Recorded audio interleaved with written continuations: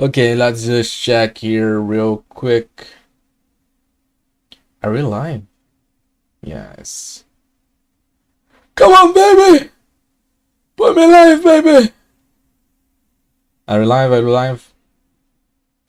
Oh man, why do I have to forget things, right? When you have to do action.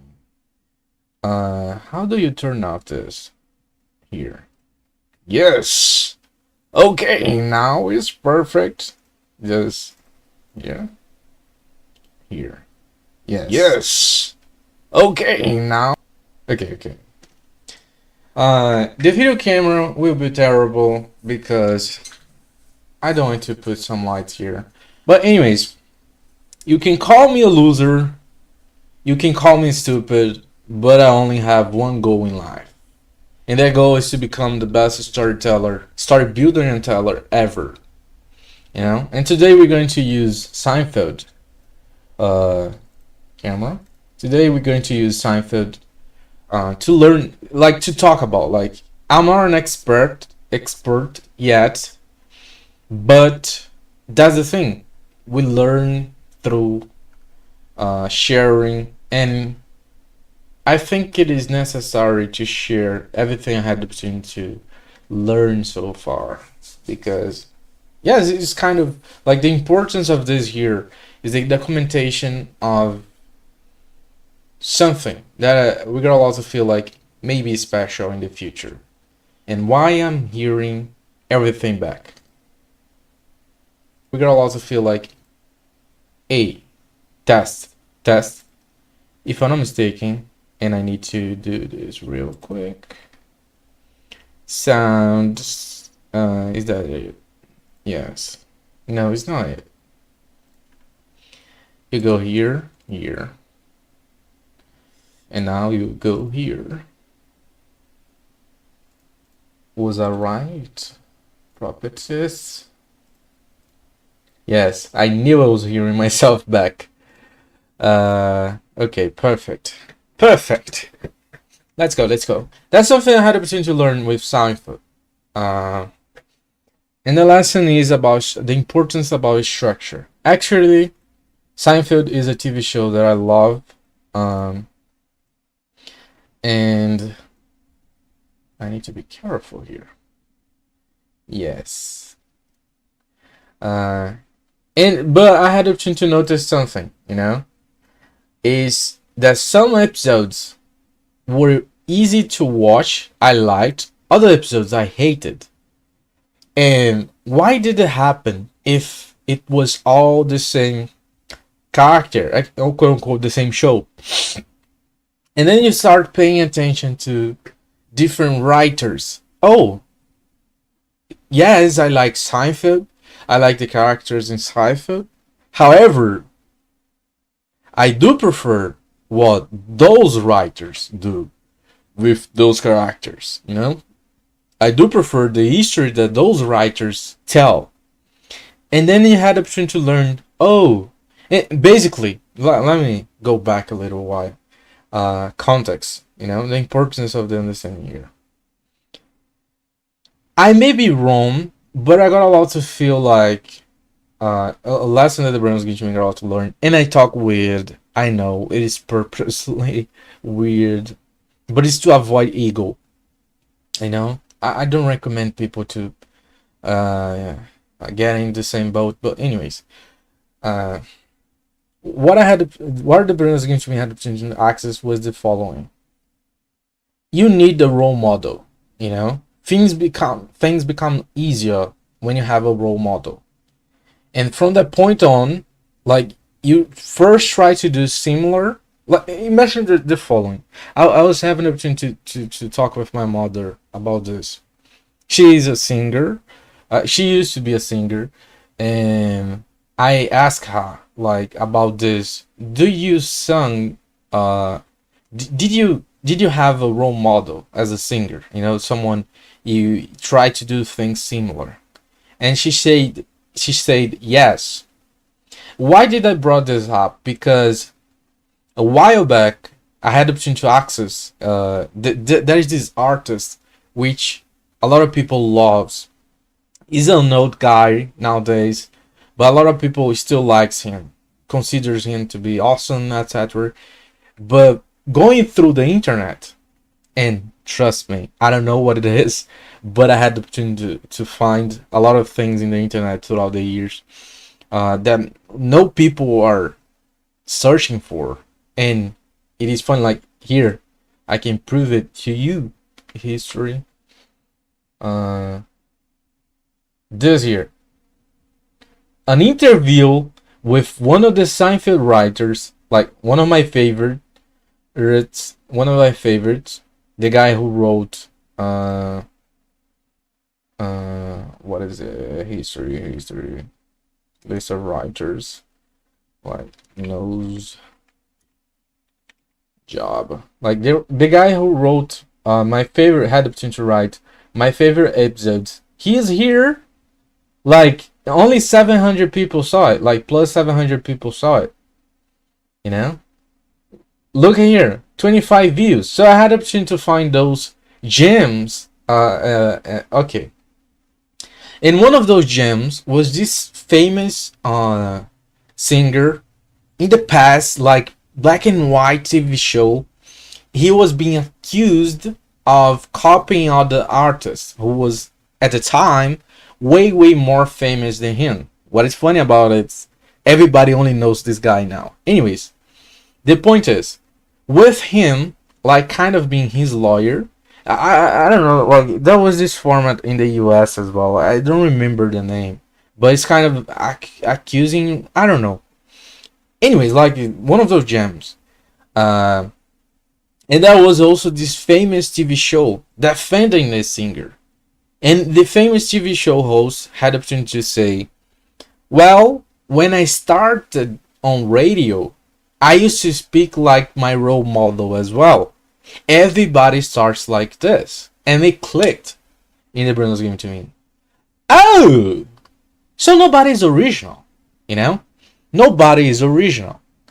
It's just a matter of, like, the references are so diluted in a person's work that you not even can tell, you know, anymore where this idea, where this person's style, where this thing that this person does comes from. You know, so diluted. It's so like, and also the rareness, you know, how rare are your references? But at the same time, here it comes the clever moment. I had the opportunity to talk with my mother about this, you know, so I'm going to stumble here, because anyways, but likely it will be gold in the future. So I had the opportunity to ask my mother, did you have a role model when you used to sing? And she said yes, you know. And then she had the opportunity to mention, my mother used to be a gospel singer. So still, if singers already have a tough break, a tough time trying to break out, you know, trying to be noticed, imagine you working in a niche. Anyways, but however, at the same time, some people say that working in a niche is the best way to grow. And she said the name of the singer, and then I had the option to ask her, is the singer popular or as popular as this other one? And we had to come into the conclusion, no. And the lesson I had the opportunity to learn, and by the way, it was with female WWE star. What is the naughty? Not, it's not naughty. Uglier. Unprettier. Unprettier.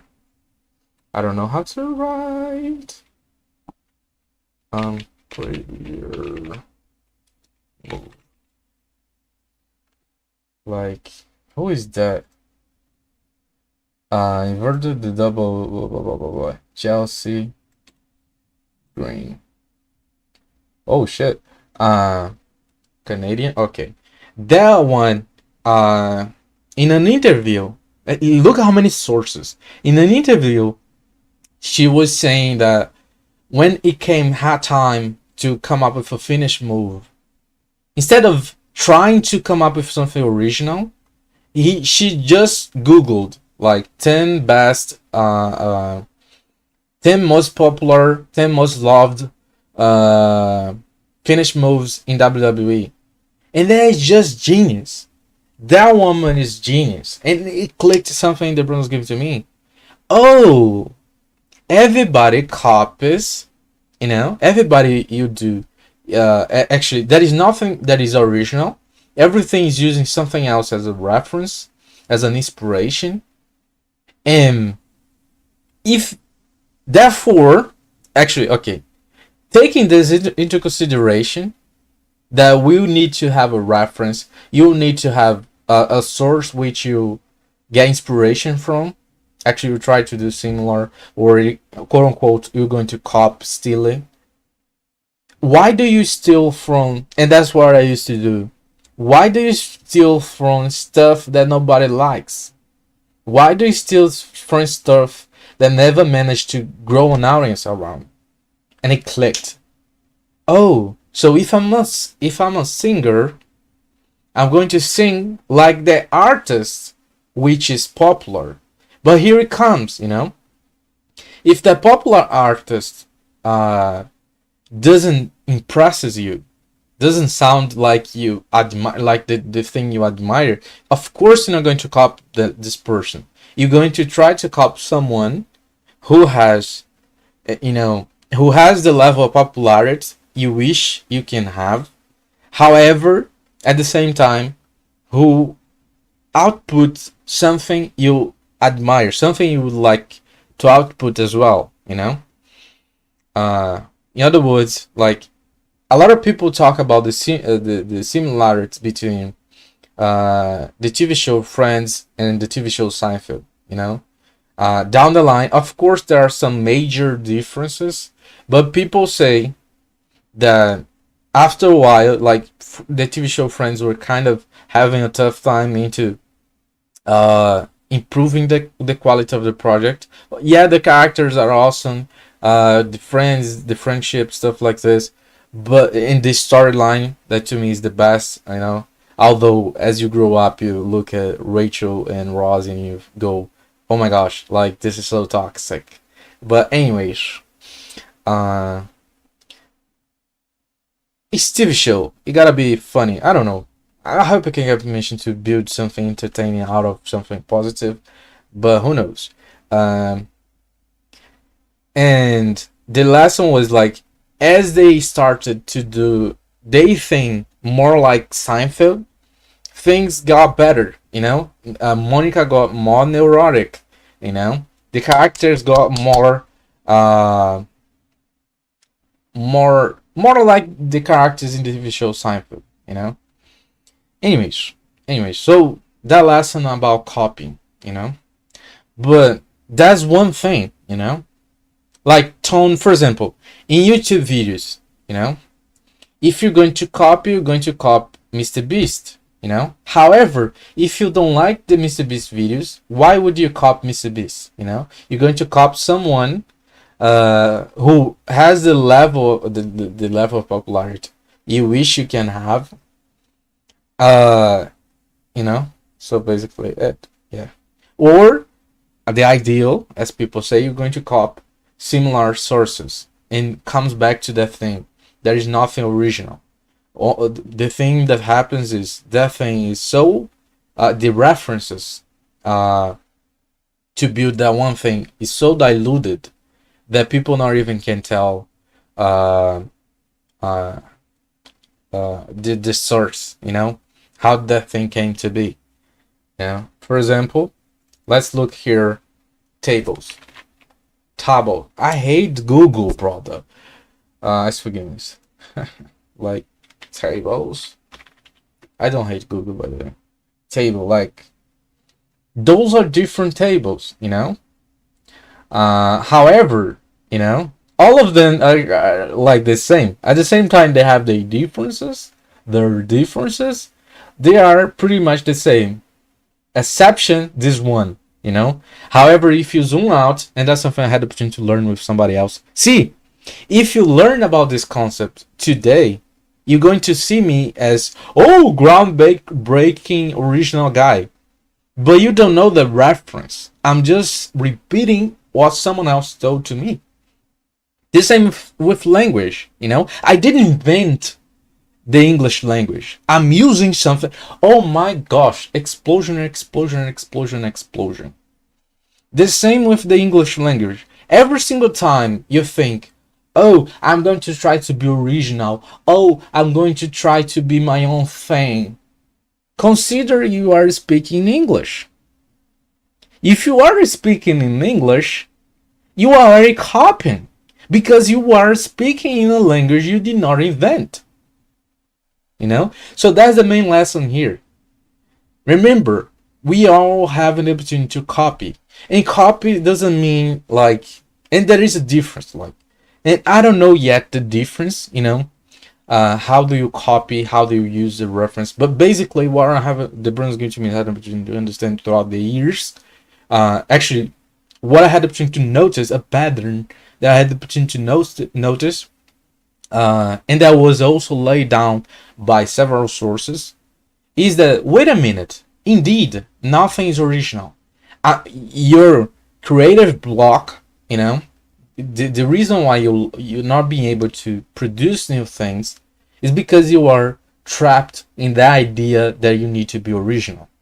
But if you consider that the language you speak, it was not created by you, you know, it was developed throughout years through the interference, addition, modification of so many people, then you start to understand, okay, you know, okay, however, although you didn't invent the language, you know, that sentence, the meaning, that rhythm, that tone, that joke is you, you know. Why did it, like, but another lesson I had the opportunity to learn with the TV show Seinfeld was, actually more specifically with, that's my favorite, right, that's the writer which, the episodes are my favorite. However, the writer that had the opportunity to teach me what I'm about to say here, teach me, no, he had the opportunity to talk about this, so I had the opportunity to start searching, you know, for Seinfeld writers that I liked, actually Seinfeld writers that I didn't hate, to be honest, because my favorites are Larry David and Peter Melman, and the other ones I watch. You know, my favorite, to be honest, is Peter Melman. You know, everybody else, and second favorite, Larry David. Everybody else, being the bottom, like right there in the bottom, Larry David. I'm sorry, not Larry David, Larry Charles. You know, they're in the bottom. Anyways, I don't know why. I just doesn't resonate with me. Anyways. So Alec Burbank had the opportunity to go in this interview here, and in this interview here, he had the opportunity to talk about the importance of structure. You know, and you think about everything has a structure. You know,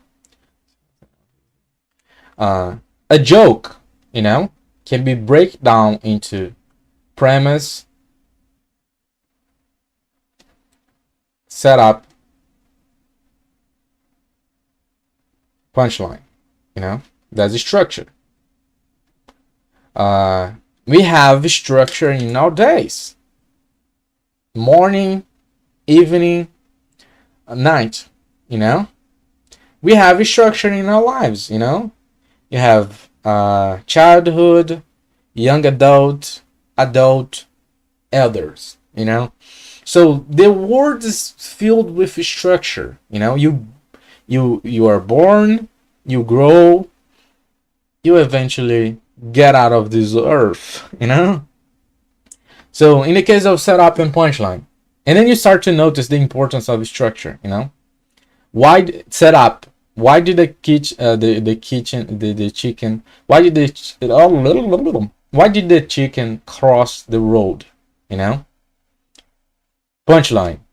To avoid hearing the same joke again. is a punchline. You know, that's a less offensive one, by the way. The other example that appeared in the Bronze Game to me for the first time was a lot offensive, but anyways, that's and here it comes. Premise. We have tone. So like it's really complex. Like so, someone is knocking on the door. I'm not going to answer it.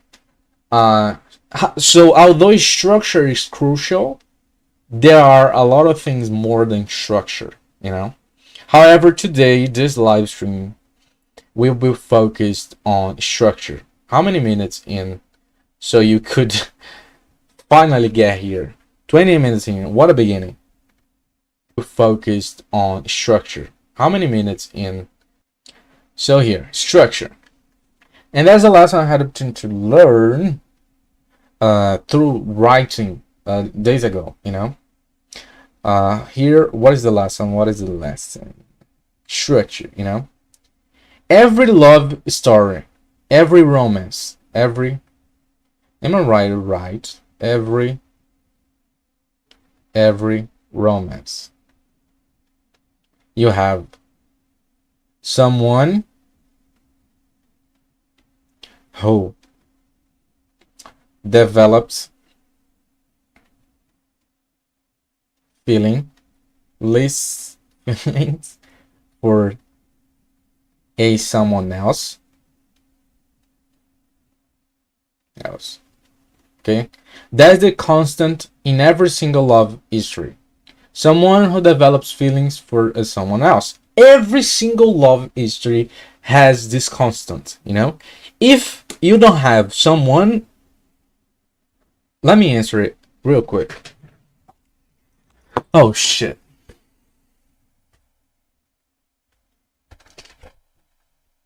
Hold on.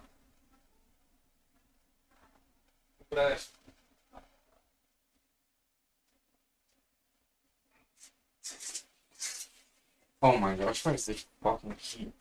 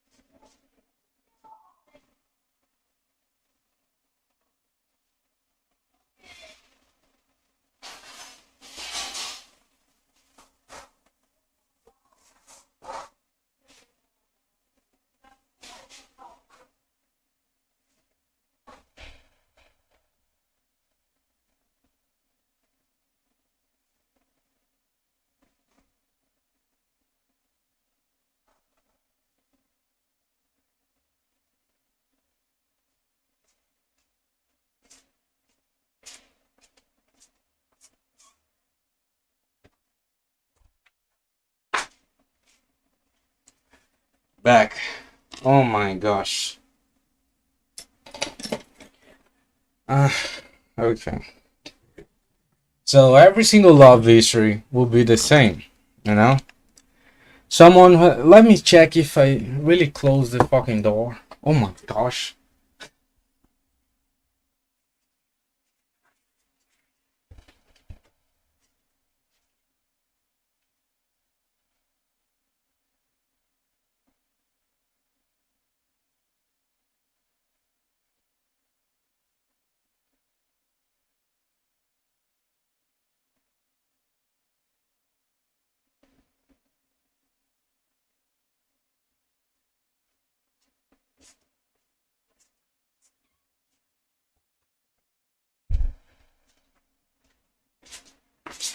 Yes, it was closed.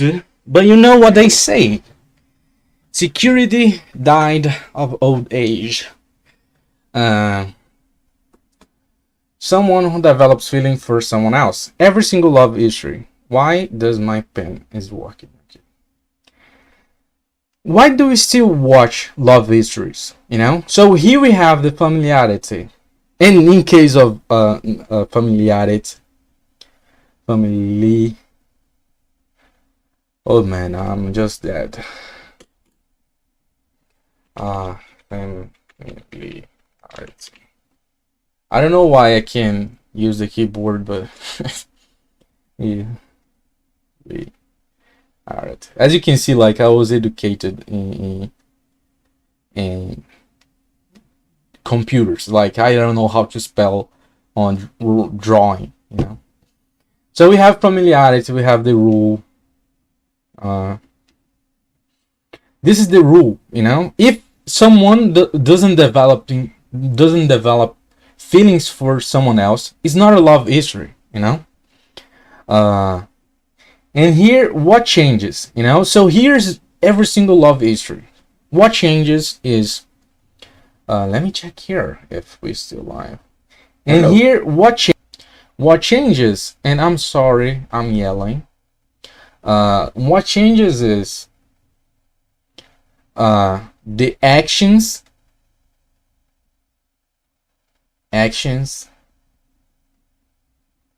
reactions. Actually, the actions. I'm sorry. There is a pencil in front of my face to keep the camera in the place. Today is a mess. Today is going to be a blessed day. Don't curse yourself. So yes, let's make it bigger. The actions and reactions that come from such feelings that come from such. Oh man, what are you doing? What are you doing, bro? That come from such feelings, as well as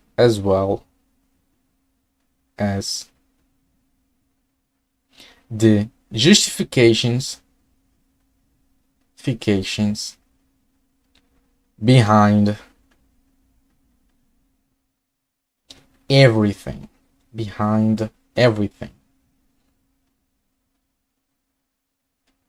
In essence, you have the who, you know. You have the what. You have the what and how. Let me try be fancy. And how. And here we have the whys, you know. The whys. So that's what is going to differ in every single history, you know. For example, in this history, the guy falls in love with the girl. In the other history, the girl is really quite rare, actually. But the girl, actually, no, it's not quite rare. But the difference is, at least from as far as I had the opportunity to understand this, when the guy fall in love with the girl, at least in movies, you know, the guy is the one leading. Like the guy is acting, you know. The guy is going to do something to make the girl notice him, you know. But when the history is about the girl who falls in love with a guy, usually it is the girl trying to be noticed, and that's just how at least the memory that I had a opportunity to have in Brandon Greenspan is like that, you know. And another lesson I had the opportunity to learn was about this logic, you know. That's really interesting. Logic really matters when you have an opportunity to write a history. You know, a lot of histories fails to entertain because the logic's broken. Like, it doesn't make any sense. I don't see how a character like this, for example, a love history where the boss fall in love with the employee, you know? You watch this and you go, that's wrong, you know? That I didn't like it, you know? The logic, like the power balance, like what is up? Like that's no, I don't know if it is a love history. It's more like a horror history. Imagine your boss like is in love with you, and you need to work like you need that job to put food on the put food on the table, you know. Another a therapist fall in love with the patient is also weird, you know. The doctor falls in love, like, so you gotta have a certain logic, a certain understanding that, wait a minute, like, of course you can do whatever you can. Again, the rule, the only rule is someone who develops feelings for someone else, you know. And the history would be like, basically, someone who develops feeling for someone else is perhaps the setup, you know. And the effect, the emotion comes from, like, what is going to be entertaining is going to be the actions and reactions, the actions, you know, that comes from such feelings, as well as the reaction, you know, the someone's reaction from such feeling. However, like, the action could be no action, you know. The guy develops feeling for a girl, but he doesn't do anything. And the history could be about, see how it is easier to come up with histories when you had the opportunity to have a clear structure in the brain I was giving to you. Like, that's the thing. You're never going to have a creative block, so-called creative block. I don't like this word creative. And for everything you had the opportunity to discuss so far, you know, it's not creative. It is at most developing, building. And that's why the name of the channel is Start Building and Selling. Because you're not creating, you know, you're building. So you're never going to face a block when you're trying to develop something new, you know, because again, like, nothing is new. New it means different of what was made before, and not original, you know, and not and yes, new, like, that's what I have an opportunity to learn, you know. For example, I'm a new guy, like, you are a new guy in the school, you know. Doesn't mean like you are different species, like you are a human being in a school. So technically, anyways, we had opportunity to learn right now. The history could be a guy who develops a feeling for a girl. However, he doesn't do anything, and eventually he becomes best friend with this girl, and this girl falls in love with somebody else, and he becomes this passive. Like, it could be, and here comes the tone. You know, are we going to? Is the audience going to mock this guy?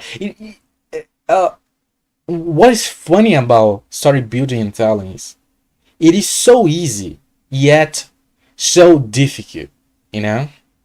And the word is difficult, not hard, you know. Actually, it is very easy and very difficult. It is easy to understand, you know.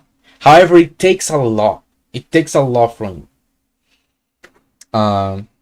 So more, let's have the opportunity to talk about more things here. Every romance history will be someone who had developed, and then how do we going to work this? You know, is this history going to be funny? You know, for example, I forget thing I've been saying. For example, I had the opportunity to mention earlier that a boss falling in love with an employee is not funny. You know, it's actually terrifying. However, you know, if the boss is an old lady or a woman, like a middle-aged woman, and the employee is an intern, oh, that's kind of sexy, you know? Maybe, you know, could be it, you know? However, if you have a boss like 30 years old falling in love with an employee of 30 years, 40-ish years old, falling in love with an employee of 26 years old. it could be funny, you know. The employee liking this paranoid, like, oh, I think the boss is in love with me, and everybody saying, "Are you crazy? Why a woman in that position would fall in love with you?" And like, this could be funny, you know. He having this moment with her where he kind of feels like um she's acting as if she was in love with him. Oh, what a blessing. However, um, everybody else doesn't see this because she is super professional when nobody else is around. Why a woman and a guy, you know? Logic again, you know? A man boss falling in love with like it is too outbalanced, you know? A man boss falling in love with a female employee, that's like the power balance is like screwed up, you know, because we have already a female, which is not. A lot of people will say that like is more like a female not in a position of power being pursued by someone, a male in a position of power. Like it's not funny. Like there is more to it, you know. The interpretation of it is more, oh, okay, I don't like this, you know. And you can call me sexist, you can call me or whatever you can, but if you have a female boss, yes, you have an authority, you have a power figure, you know, but still you have a male, you know. We still have that thing, you know, which becomes interesting, at least to me, you know. So it could be like here we have like something that is more could be explored as funny. So we have also the what is the emotion? Okay, what do I want the audience to feel? You know, once you had the opportunity to understand the structure, now we're going to develop the issue from this structure. You know, the type of issue we want. That's why, although you copying, although you get inspiration from something else, you're never going to commit plagiarism, you know, because every other answer, and I think it's very difficult to as a writer who has their own head, commit plagiarism, because it doesn't matter how good the author is. I never read something and I said, oh, I couldn't do different, you know. A lot of times I have the opportunity to read something and go, oh, that's awesome, but I would never write something like that, you know, because I like to read it, but I wouldn't like to output something like that. Or I'm going to, oh, that's awesome, but if they have done this or that or this other thing, it would be more like my taste, you know. That's the thing as well, you know. A lot of your originality comes from you having the opportunity to develop your own taste. You having the opportunity to develop actually access your own references, you know. I like this kind of stuff. I do prefer research this way, and I would prefer research that are a mix of those things, you know. And when you have the opportunity to get into this level, yeah, like you're never going to not be original. Every romance history, someone who develops feeling for someone else, and the actions and reactions that come from such feelings, as well as the justifications behind everything. Why does this guy love this person? Why does this person love this other one? You know, it could be like, take a look at what is the name? Oh my god. What is the name? What is the name? Jack Black movies. I mean, what is the name? Oh, Shallow Hall. How? Shallow Hall. Like, you have a guy who develops feeling for a girl. How can I say? A guy who developed feelings for a girl. Actually, you need to go back. Context. A guy who gets tricked to see the beauty within, you know? And then he falls in love with someone who is incredibly beauty, who has incredible uh, beauty inside, but everybody else can see has external. I don't know if it is a good description, because like I don't like this premise. Again, like I watched this movie.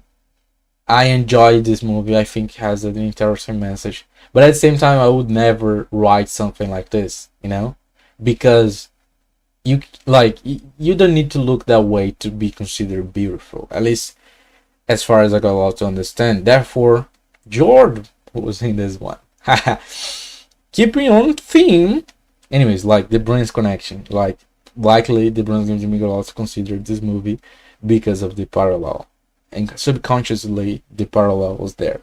Anyways. So although I had the opportunity to like this movie and I had the opportunity to like the message, I would never write something like this, Not because it's bad, because it's terrible. I'm not this type of person. But because it's just not it's not something it's not something that goes through the brain gives me, And that's something as well that we need to learn. Let's go to another format. Another format could be we call format, structure. I don't know if it is format, because we have as well, for example, a YouTube video. A YouTube video, but this is applied for a book as well. YouTube video. We have here a beginning. That calls. That calls, not calls, like that grabs. People's attention. A development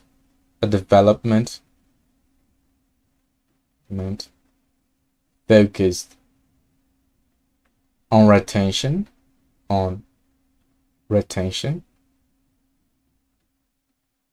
and we have an ending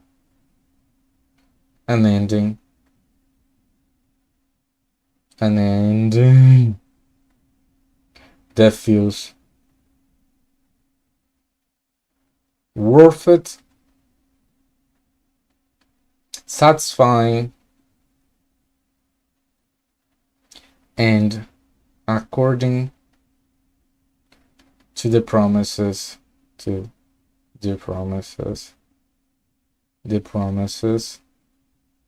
established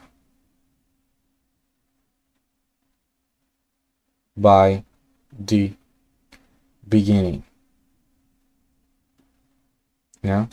So essentially, like, you don't begin a very if the history is a horror, you don't end with someone falling in love, and I found someone who I loved. How to say, like, basically when I have the opportunity, like, that is a consistency. You gotta have a consistency. Yes, you can end a horror history with someone falling in love, like someone with a loved one who met throughout this experience, but it would be better if anyways, I don't want to tell people what to do. I just want to have the option to talk about principles. Like, because that's the thing, that's the abstracted concept. This beginning gotta be worth it and according to the promise established by the beginning, but not really, and we can have the opportunity to know this here, every romance issue, every heist issue, and that was yesterday, by the way, every heist issue. The brain is going to make a lot to try to apply this, actually to try to zoom out based on the same abstract format in other history. Every heist history, you have someone who will is still, you know, something from somebody else. Somebody else. Let me see here real quick the definition of somebody. I need to be more careful with this pen, by the way. Somebody. Some person or someone, a person of important. Like, what could be a word that includes something? You know, like if you're robbing a bank, you're not necessarily robbing someone. You know, like what could be this word? Like someone who is still something. Something. Let's end here. Somebody who is still something. You know. Why from somebody else? Because then bank histories, heist bank wouldn't be included. Someone who will steal something, you know, steal is already that is not from this person's property, you know. And again, the same thing, you know. And why is this going to be entertaining? You know, because of the actions. What the heck did I just do? No love. No love. It's not this love. It is this here love. Here. Why is this going to be entertaining? Because of the actions and reactions that come from, oh shit, not such feeling. Dump us. Yeah. Oh man. So yeah, nothing is that easy. Someone who is still something. And why is this entertaining? You know, because of the actions and reactions that come from such goal, as well as the justification. I'm not being able to see this. The justification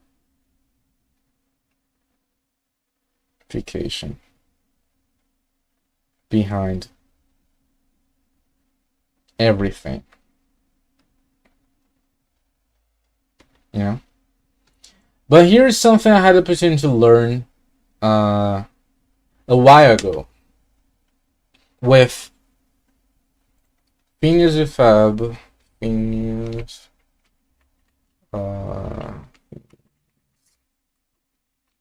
and Ferb. Come on, Samuel. Phineas and Ferb. What is one? Creator. Then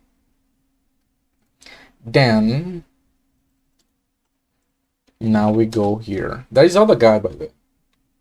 Why is not Google mentioning this other guy? Then B history.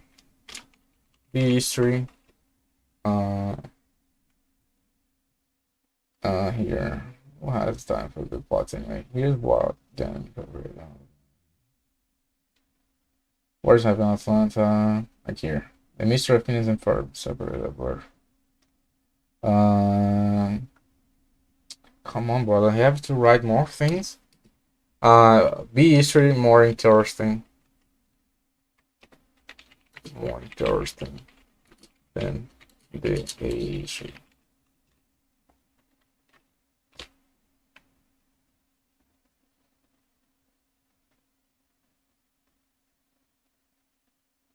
Anyways, like here somewhere in the phone, you know, somewhere one of the posts, someone made the question, why the B histories in Phineas and Ferb either being parody characters or Candace are way more interesting than whatever Phineas and Ferb is doing. And then had the opportunity to say that actually the true history is not whatever Phineas and Ferb is doing. The true history is the what people quote unquote calls the B history, you know. And I had the opportunity to notice this as as I would have an opportunity to consider this structure here, someone who is still something.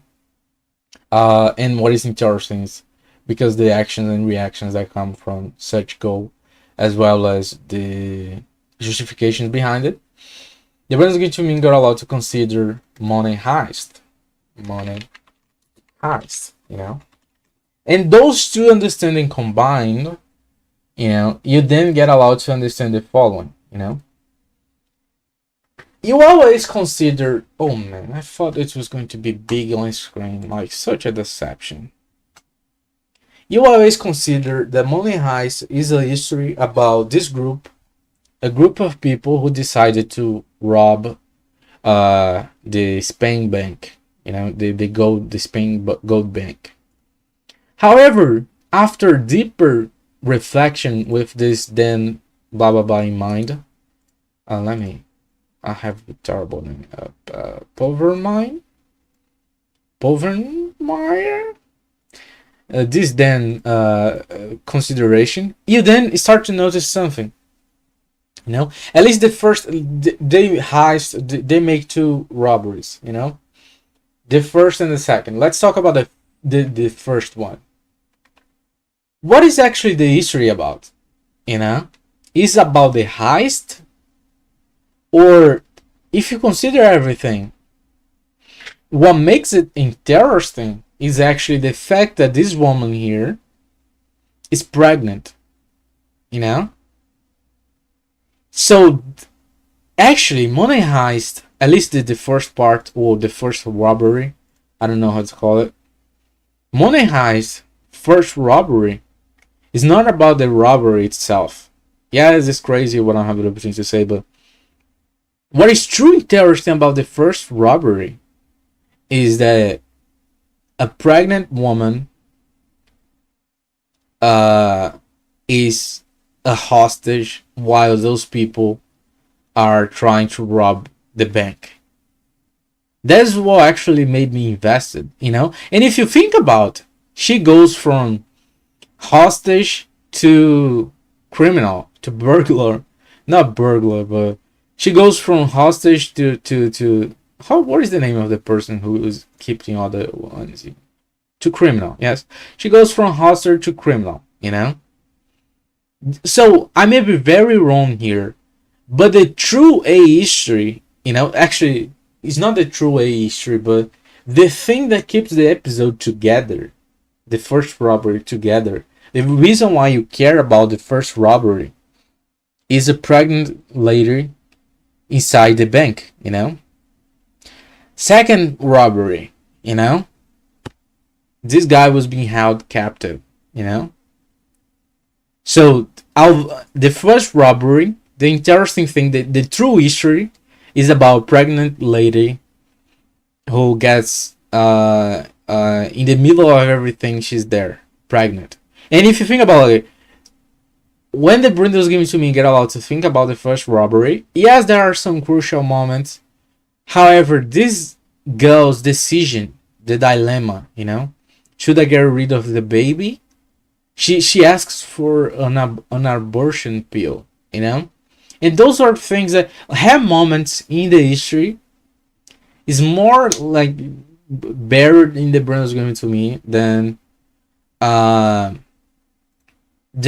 everything else, you know. Although they're producing their own gold is something really interesting. Anyways, is that they're printing their own money. Actually, the first robbery is about this. The second robbery is about this guy. You know, he's being held captive. You know, and they are trying to call attention to free him.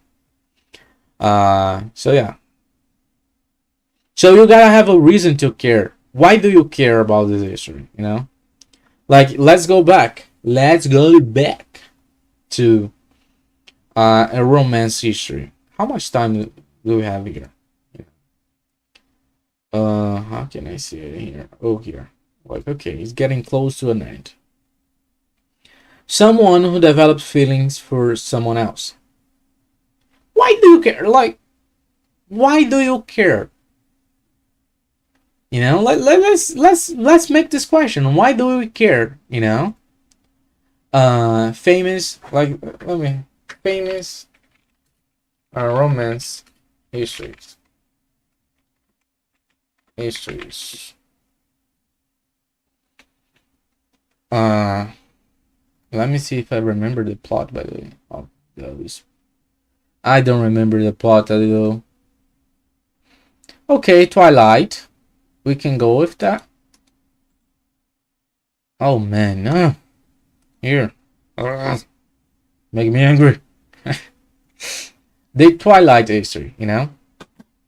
Again. This thing fell. I'm not going to put it right there. So you have here the Twilight history. Why is it that big? What is entertaining about the Twilight history? Yes, we have someone who develops feeling for someone else, you know. But the thing is, that someone who Bella develops feeling for is a vampire, you know. And in the meanwhile, someone else developed feeling for Bella, Jacob, you know, who is a werewolf, aka vampire's enemy, you know. So yes, this is the basis to write a history, but then it comes the question, you know, why will people care? Why people are going to feel like it is entertaining, you know? And considering everything, like, I may be wrong, but Twilight is more an action movie than a romance movie, you know? A true romance movie, Pride and Prejudice. It is a true romance history. I don't remember, like, it is a true romance history, you know? Let me go here, Friends with Benefit, because I had the opportunity to watch it way more time. Friends with Benefit. It's not necessarily a romance history, it's more like a rom-com, you know. Oh man, do I remember the plot? Why is this history interesting, you know? I can't remember, like, why is this history interesting? It's not necessarily a reason to care about this history, you know. It is funny, you know, it is funny, it's very funny. Oh, okay. Okay. What happens when a man and a woman, actually two people, decides to get the benefits from a relationship without a commitment? You know, so that's what is interesting about this issue. It is a romance because someone develops feeling for someone else, you know, and actually it's kind of mutual. We kind of don't see, is not the focus of this history, but sort of, and I may be wrong, it feels like the girl developed the feeling for the guy, and actually it's vice versa, you know, because at the point he gets confronted by his sister, the character played by Justin Timberlake gets confronted by the sister, you know, his sister, again, this character's sister. He will invent a lie, but this lie comes from hiding the truth, and the truth is he already has feelings for her, you know.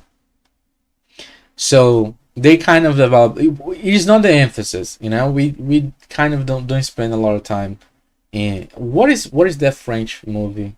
It's not French, it's American or British. I don't know. About Time. About Time. No, it's not the movie, by the way, but that's another movie that we can have about time. Uh, what else can we talk about this here? Jim Carrey. Jim Carrey. That movie is a lot of Jim Carrey movies and TV shows. It's my favorite romance history, by the way. The eternal sunshine of a spotless mind. You know. Why does it need to be so small? Oh no, not small. Oh shit, it grew. About time. And there is another history that was in the brain was given to me, but I completely forgot about it. Okay, let's go with a classic here. Romeo and Juliet. Is that the one I like? They had so many remakes. Yes, that's the one I like. Yeah. Okay, Romeo and Juliet. If there are any more histories, you know? About Time is a history about someone who develops feeling for someone else. Eternal Sunshine is the eternal sunshine of the spotless mind. It is a history about a guy who has feeling for someone who is trying to get rid of such feelings. There's a twist in the premise. That's perhaps why I love this movie so much. There's a twist in the premise, you know? A romance history. So in a way it's an anti-romance history. I don't know how to say, but it is indeed a history about a guy who's trying to get rid of the feelings for someone. Wow. But in the process he ends up falling in love for her again, or actually learning about, not like he ends up regretting the decision, you know. He doesn't want to forget her, you know. And yeah, so I love this movie, by the way. Yeah. Romeo and Juliet. It is a history about a guy who falls in love again. Someone who falls in love for someone else.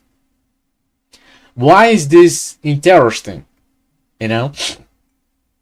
Because this union is not approved. You know? And I think it is kind of dumb. You know, yesterday, for a mistake, I was having an opportunity to. Oh, I like this history. I like Romeo and Juliet, but it's dumb as hell. You know, because yeah, if you like, you are so much in love for this girl that you're willing to get rid of your own, like, end your own life. However, why you both like both of them actually? They are so in love with each other that if they cannot live with each other, they prefer to end their own lives. It's not necessarily. I'm kind of butchering the history because it's not necessarily what happened at the end. Yeah, it's kind of weird. But anyways, like the main conflict is, oh, our family doesn't approve us getting together. Why the heck don't you flee? You know, why the heck don't you you know, open. And that's the thing, you know, Shakespeare. Oh my God, Shakespeare. Although I didn't have the opportunity to read the original, but if there was a reason why they wouldn't, I cannot leave my family. You know, for example, her reason could be, I cannot leave my family because this marriage will be crucial for the survival of the family. You know, marrying right or stuff like this. Or his reason could be, I'm going to become king or whatever. Like, if I don't know, like, it's kind of stupid to me. Like, it doesn't make any sense. I loved as a kid. Actually, I liked as a kid, but it doesn't make any sense. Like, it's, what? What do you mean? Like, flee? You know, go together to some place.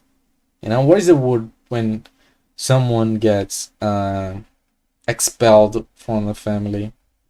Banished? You know, ban yourself. Go out. Live together. Like, it's not interesting. And that's the thing, you know, you have someone who develops feeling for someone else, but the reason why it is compelling, like, the premise is flawed, in my opinion. And he has got in the level of criticizing Shakespeare. Although I don't have one published work. Funny. This to me is wonderful, because we have the premise is just the premise in itself has already conflict. A guy who is in love with someone is already interesting because it is a twist in this form, and it gets better because kind of the end message is yes, love. Although they had the option to end with, like, I would prefer a gnarlier version of this. The guy doesn't have the need of going after. I know I like this end, by the way. I know I have the option. I love this ending. Let's be positive, but it would be interesting if the lesson was yes, yes. Like the value could be cherish the memory. Although you cannot be with this girl anymore, the memory, like, be grateful because you had the opportunity to spend time with her. I think it's more positive. I don't know why. I know why, but I'm hating this idea that movies cheat. The idea that you should, especially with males, you should, and with females as well, you should forgive. In case of male, I can't talk about this perspective. You should go after Jim Carrey. Let me go here real quick. Real quick. Let me see this.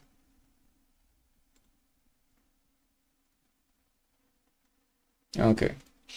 This idea that the man should go after the woman, like, if she doesn't want, she doesn't want. Like, I hate this. The guy makes an effort to be with her. Like, I don't like this. Actually, I'm learned that it's not ideal. Because sharing a personal history, you may have the opportunity. You done all these crazy things to call her attention and to make her give you a chance, of course, respecting and stuff like this. But then she goes there and eventually say, yes, I just craving because I was lusty, because I was needing, I was lonely that day, And then you go, oh, the movie's lie, You should not pursue someone. Yes, like feeling in love. Like, that's the movie I would like to write, Someone who feels the love, and it is beautiful to fall in love with someone. Because that person doesn't necessarily need to do anything. You love that person. And of course, a character would be interesting if a character, again, within the boundaries of respect and consent, tried to do something to be with the other one who he loves. In other words, to try to make that one fall in love with them.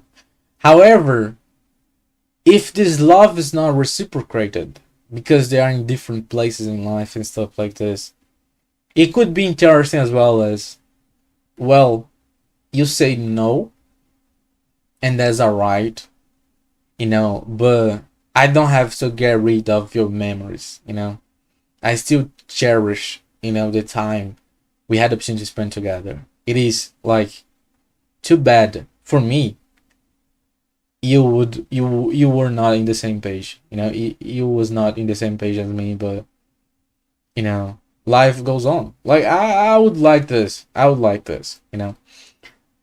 Sandra Bullock. What is the movie? I like The Proposal, by the way, but that's not the one. It's more like a romance. This one, I love this movie, man. I love this movie. I love it. What an awesome twist. What an awesome twist at the end. The Proposal, not as great. Like here. A woman who falls in love with who is supposedly it's kind of weird, actually, if you think about, like, who wrote this history, by the way. Was it a man or writer? Let's, like, writer. It was a woman. Like, it would be creepy if it was a man. Is she's an actress? No. She looks like an actress. Uh, Actually, if anyways, not that she has the looks of an actress, but she looks like an actress I had a chance to see before, doesn't she? Anyways, it's kind of creepy, you know, because again the power balance. You know, this guy is the owner of the house she's in, and they communicate like, and it's kind of creepy. Imagine like you getting letters from the owner of a house you in. Like it's kind of creepy if you think about it. And that's the thing as well, you know. Tell the history, like it's kind of creepy if you think about it. Like wait a minute, wait a minute. But I still love this history though. The proposal, the proposal. I still love, but there are also problems with it. You know, if you think about it. She is his boss, and she's just trying to get together. I mean, that's the thing as well, you know.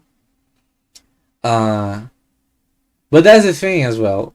The goal is not to make a love history. You know, the goal is to is the funny, like is the funny situation. You know, what if your boss used you to stay in the country? You know, forced you to marry them so they could exchange their visa and they could stay in the country. Like, so there is not a love history as Eternal Sunshine. Like, anyways, like that's the thing. The value comes from love is the consequence, you know, of the history, but it's not a love history. You know, the history is not about. And perhaps that's the reason why it is not categorized as romance issue. Where is here? We got this romance issue. That's perhaps why it is not romance issue. Romance issues. Oh man, let me movies, romance movies.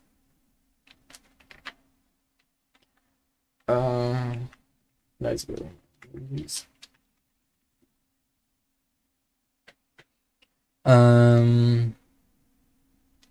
This one here is a good example. This one here is an interesting example, which again I would argue is not a romance history. This one here I didn't watch, but perhaps it is a romance history.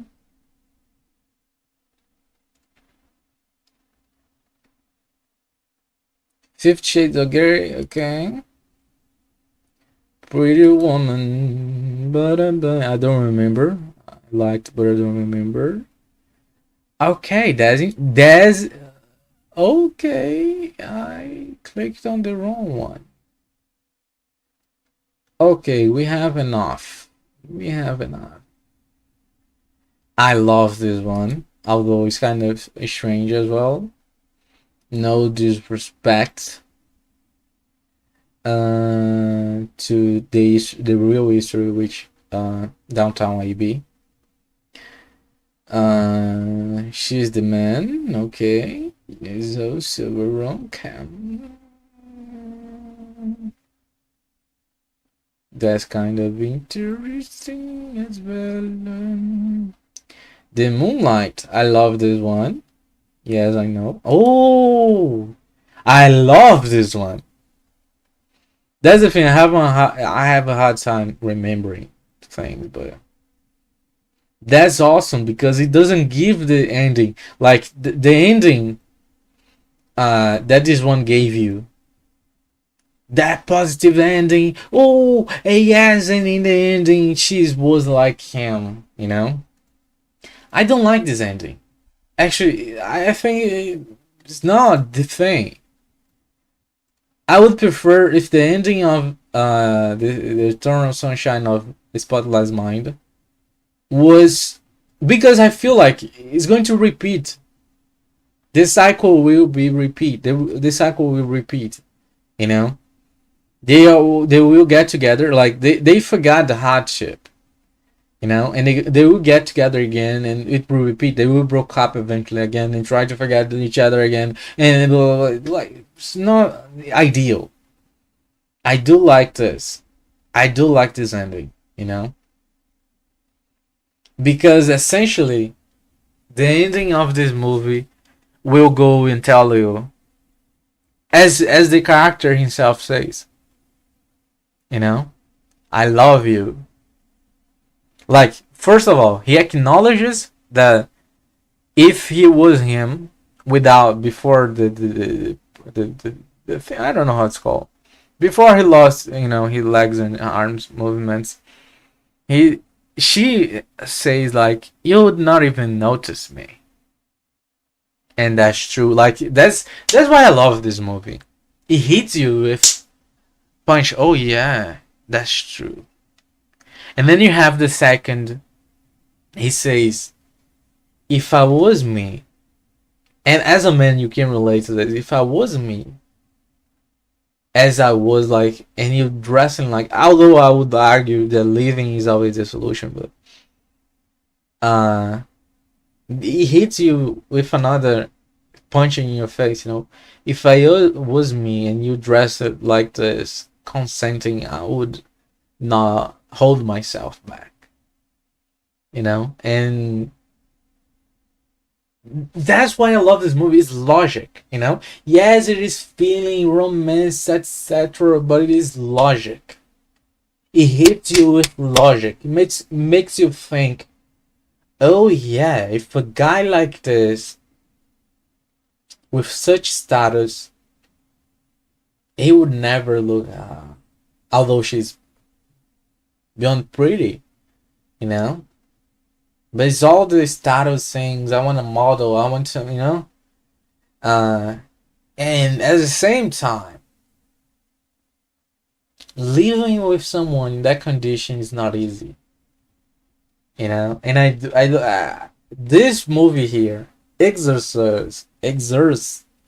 the logic, which this one doesn't. You know, although, like, and here I go back and say, I love both of those movies.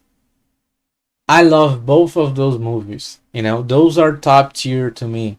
You know, but that's what would make me put this here a little lower if I had to, like, at gunpoint. Oh, say what is better. I would say this one is better.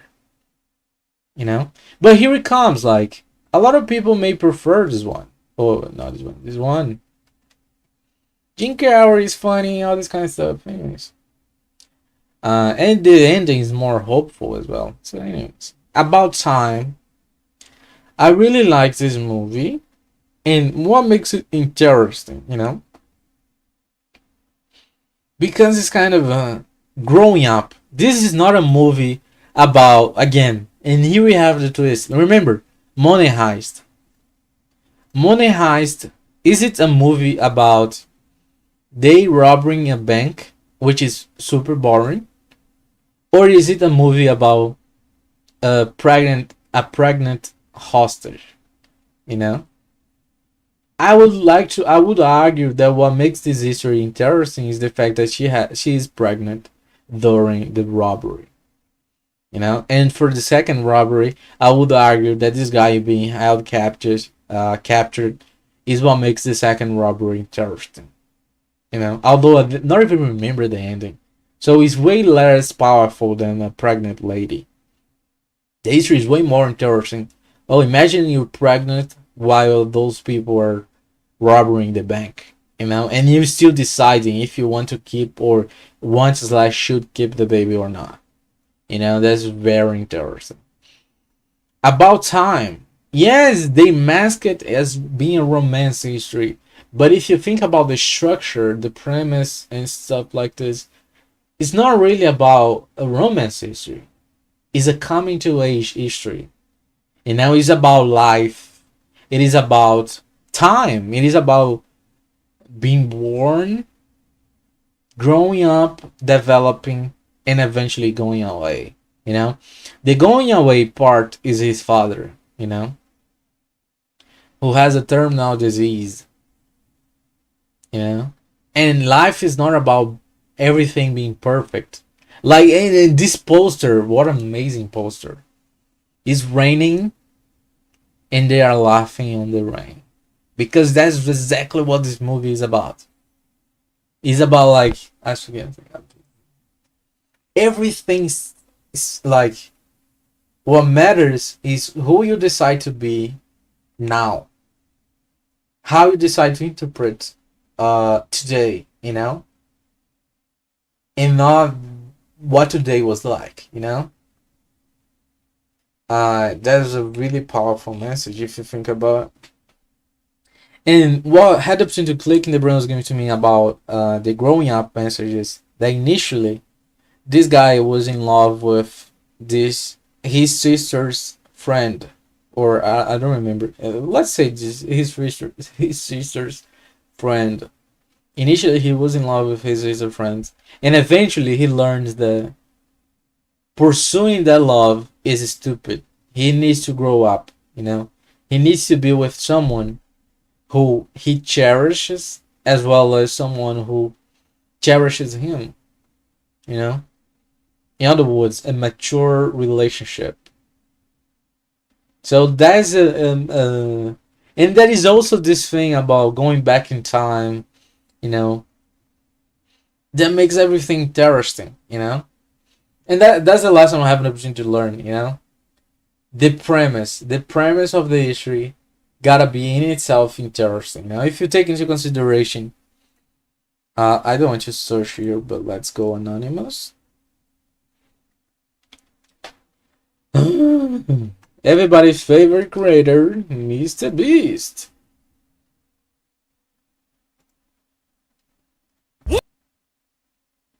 Like, two people spend time chained to each other.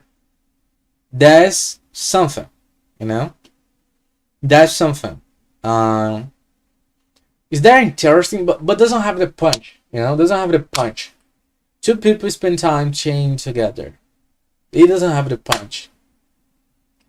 What gives it punch, Those are not strangers.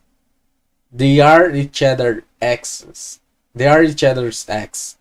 And they will only find out they are each other. The person they are spending 30 days chained together is the ex, their ex, at the day one of the competition. That what makes it interesting,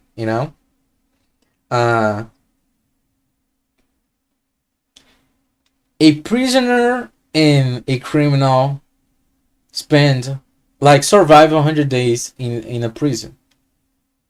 Okay. Who are going to survive 100 days in the prison? Two people. Who are those two people? A criminal and a ex-cop. And an ex-criminal and an ex-cop. So, to make it better, a criminal and a cop. Of course, you cannot put the real criminal and the real cop, because that would be... Anyways. I could talk about this one, but in respect. But you get it, You get it. So here, that's really interesting, isn't it? Last to leave the circle wins $500,000. That's the concept, But what does make it interesting? Who is the person who wins, And that's the thing about non-scripted movies, videos, and TV shows. You don't control who is going to win, Although there are some producers, and I would be one of those, who interfere in the history to make the ideal outcome. I remember having the opportunity to watch a survival history that had two groups. One group was made out of these awful people, and this other group was made out of these better people. Actually, were yes, And then I was talking with my mother, like, I'm wishing the alpha guys to win. And now she was like, no, the evil could not win. The good one should win. And then we were in the expectation because it's no scripted television. Who's going to win? Who's going to win? Turn out the good group won, you know. But that was interesting, you know. Like, they could not control the outcome, you know. The same goes here. Who's going to win this $500,000? They cannot control, you know. But again, that's what makes the ending worth it. But if we go back, what makes this video entertaining? The micro challenges, you know, the reasons why people escape, you know, the fact that they give people reason to leave the circle. You know, actually, I was gonna say another thing. Even if, like, quote unquote, whoever wins the challenge does not deserve it, you still have the factor that this person survived the circle. You know, whoever won it survived the circle, and this in itself gives this person authority, gives this person like, makes this person valuable. That's the phrase. Makes this person valuable because this person survived the temptations. This person won the challenges. This person survived the hardships, you know. So it doesn't matter who wins. That is why perhaps it is the perfect format. It doesn't matter who wins it. This person will be valuable. Actually, this person will deserve it, you know, because they went through the hardships to win it. Perhaps the same goes with Squid Game in real life, you know. Whoever wins it had to go through hardship. So winning this show is impressive, you know. And here we have as well. Every day you survive in a grocery store, you win $10,000. How many days would you spend in a grocery store? What makes these videos interesting? You know, what makes this video in particular interesting? Who is the guy they chose to be in this challenge? An unemployed? Or a guy who just had whose wife just popped? Whose pregnant wife just popped? Like, a guy who, like, every single day he wins $10,000, but he loses one day with, in the moment, is the most valuable for a parent, you know, when the kid is learning how to walk, when the kid is learning how to talk. So this dilemma, you know, should I stay one more day? Like, and you have indeed a dilemma, you know, because that money will make a difference in this kid's life. If this money system doesn't burn, if you eventually get paid. Anyways, like, we can trust in God, but that's the thing, you know, we have the dilemma. This money will make a difference in our lives, you know. However, at the same time, I'm losing the time with my kids, you know. I'm losing something every single day I'm here. Again, if this history was an unemployed guy, it would be interesting. Ages 1 to 50, 1 to 100 fight for $500,000. What does it makes it interesting? I would argue that is not necessarily the fact. Yes, there is the curiosity fact that who is going to win, or as a matter of fact, what age is going to be in the order, the much. But then you have again the hardships, the temptations, the challenges, And that's what makes it interesting, you know.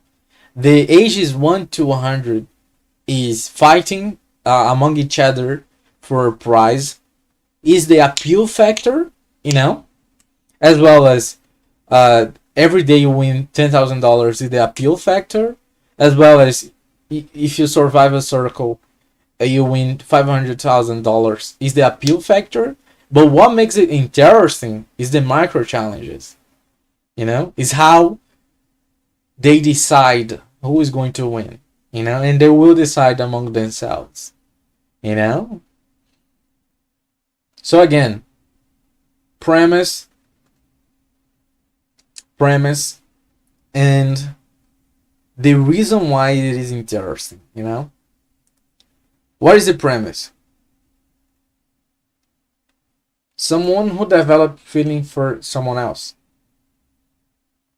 Is that a compelling premise? It is if that someone this person developed feeling for is someone he could not marry, you know? If those two develop feeling for each other but for some reason they cannot get together, you know. So yeah, like that's perhaps the how to develop an excellent premise, you know. One should always consider, like, if perhaps that's why before sitting down to write a history one should write down the premise, you know. Otherwise you're going to make something which at the end will not be compelling. Like, it will not. Okay, there is nothing, no reason to care about this history. You know, where's the awful movie? I don't remember watching no awful movie because I don't remember watching an awful movie. It would be interesting to have an awful movie as an example. Let me see here. Oh man, what could be it? Like, I do remember Supergirl. Eyes forgive me, but yes, Supergirl. Let's make this a comparison here. Supergirl, TV show. I'm talking about season 1, by the way. And by the way, if you like the show, you like the show. I'm not saying you should dislike the show just because, yes. The Flash, season 1. Actually, I want the same here for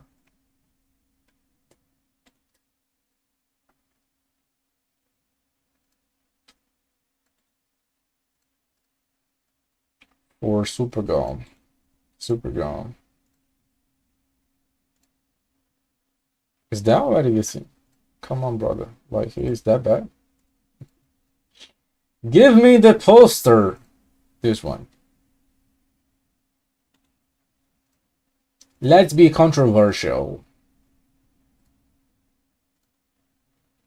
To me, The Flash is way more season 1. I'm talking about season 1. The Flash season 1 is way more interesting than Supergirl season 1.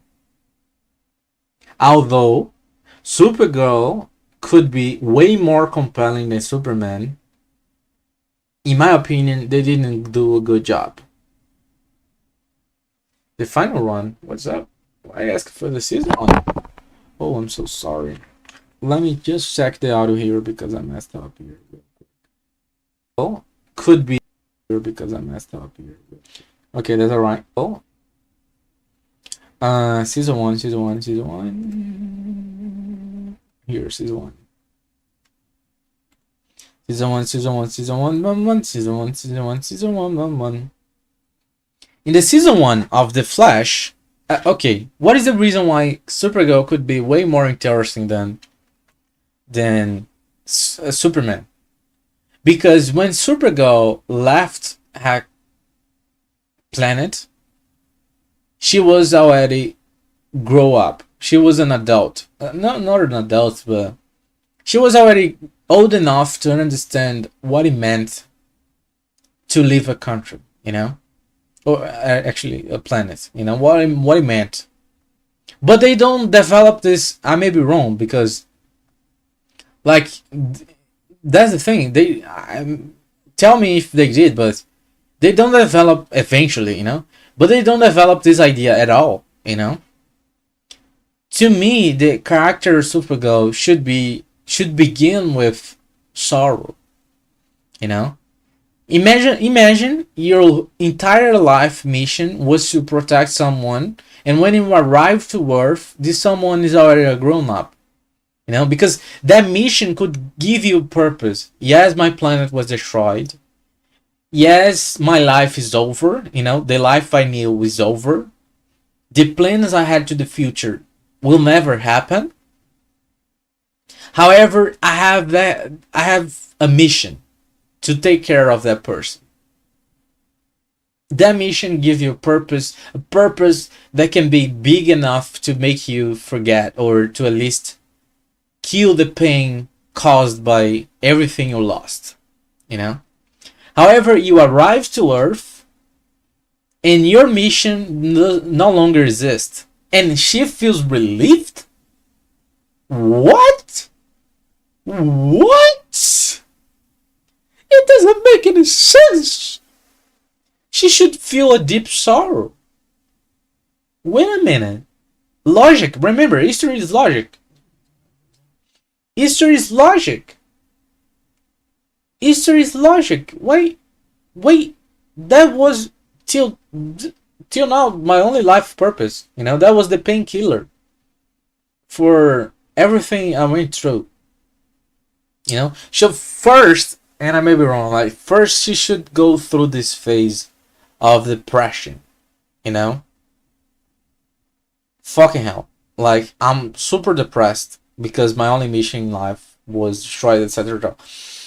And then a villain, and in this meanwhile, she's being taken care by the people of Earth, the humans.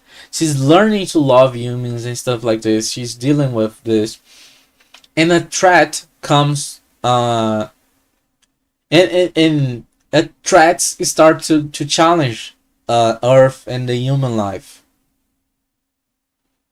And had you make mission, and I may be wrong, but way more interesting than Superman. Like, look at the weight that this character could have. A mission could be. I just had the opportunity to learn how to develop a YouTube video. I was having trouble to the right. By the way, her mission could be. By the way, focus on this. The potential. The mission could be. Her mission could be to save Earth. Actually, to don't let Earth. Actually, to not let what happened with this planet happen with Earth. That could be her reason to act. A very compelling character. But instead, oh, I only have one mission in life. Now I'm on Earth. My only mission is not required anymore. I'm going to be a teenager. I'm going to start working. Like, what the hell? You know? And then we have the Flash. You know? What is the Flash season 1 main problem? She wants to find out what happened. Actually, she's not even wants. That's a lesson I had to learn of it. He doesn't necessarily want to get revenge for his mother, or put the criminal in jail and stuff like this. All he wants is to free his innocent father from the charges of murdering his mother. You know? That's all he wants, to prove his father's innocence. Whoa, that's something I can relate to. You know? And on top of that, actually, below this, you know, that's the main reason why I care about the Flash season 1. Below this, we have episodic, you know, events. Every episode we have a meta-human who is causing problems. Even the Team Flash needs to solve it. You know? And as well as the... yes. It could be better. But... sorry. but it is what it is. Again, that's the reason why I got a lot to say. You know, it doesn't matter how good something is, you can always find you if you tune into your taste and your own standards and your own logic. As we're gonna say, the logic that brings you to you got a lot to develop. You're never going to make something exactly as somebody else, you know, because you go there to twist. Oh, I didn't like this, or I would prefer that way.